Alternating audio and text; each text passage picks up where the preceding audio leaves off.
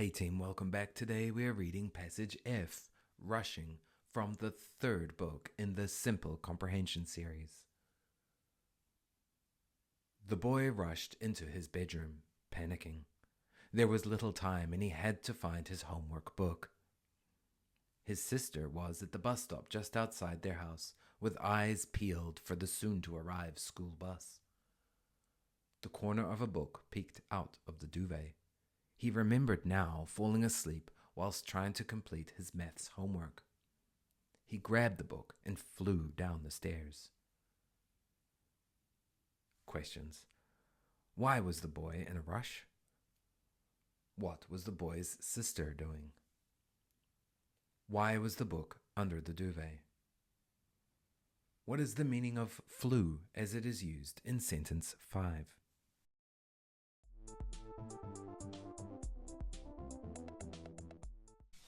Now let's check the answers. Why was the boy in a rush? The boy had to find his homework book and catch a school bus. So two actions there that are making him be in a hurry. We know he has to find his homework book. It mentions it here in the second sentence. We also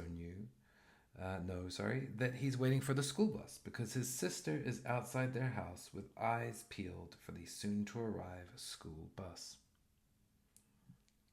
Another way of saying this is simply that the school bus would arrive soon. What was the boy's sister doing? As mentioned, his sister was outside their house watching for the school bus. Why was the book under the duvet? The boy had fallen asleep whilst trying to complete his maths homework.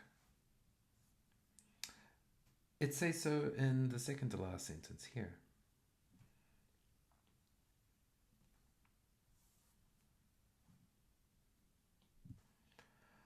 What is the meaning of flew as it is used in sentence 5? Well, it doesn't mean to fly in the same way a bird would, of course, but in this context it means to move quickly or to descend the stairs fast.